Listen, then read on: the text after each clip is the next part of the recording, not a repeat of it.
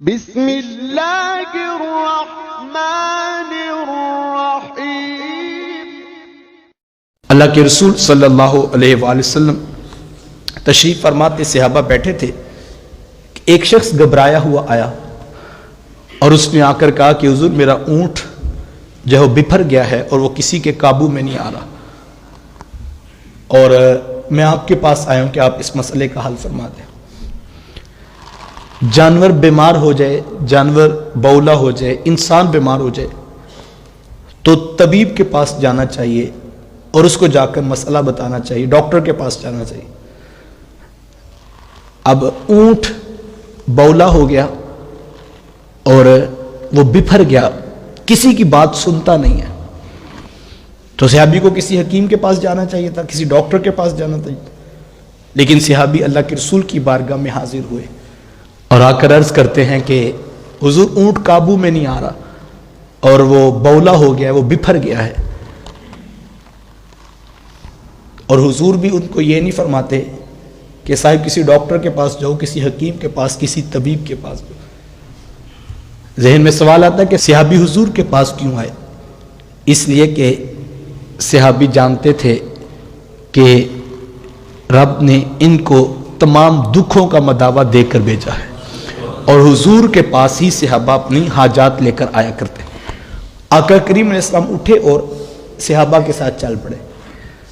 ایک حویلی میں انہوں نے اونٹ بند کیا ہوا تھا، اور جیسے دروازہ کھولا تو صحابہ فرماتے کہ اونٹ دوڑتا وہ حضور کی طرف آیا، تو ہم ایک دم پریشان ہو گئے کہ اتنا بڑا جانور ہے کہ حضور علیہ السلام کو کوئی نقصان نہ پہنچا دے۔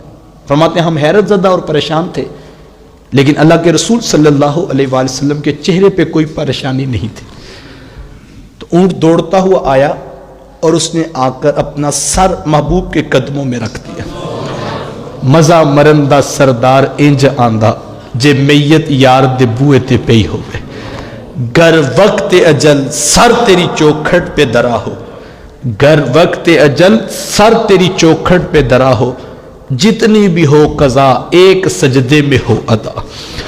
اب اس نے سر حضور کے قدموں میں رکھا ہوا، اللہ اکبر۔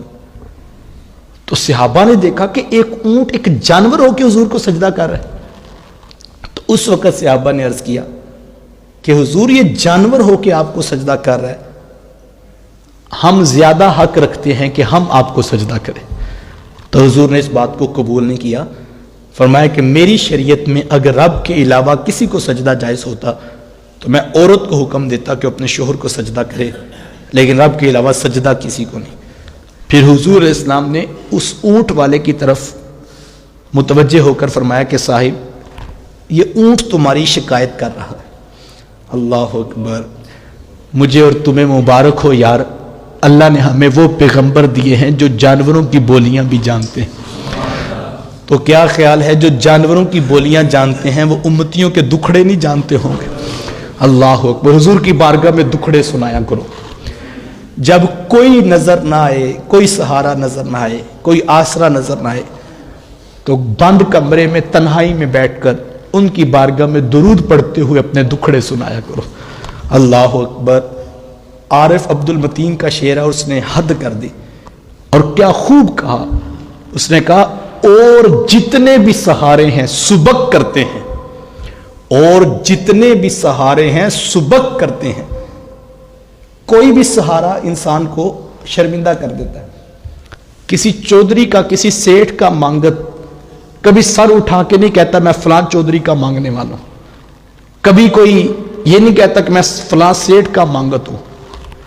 اگر کوئی خیرات کسی سے مل جائے تو انسان ساری زندگی اس سے نظر نہیں ملاتا، کیونکہ اس کو پتا ہوتا ہے کہ میں نے تو اس سے بھیک مانگی تھی۔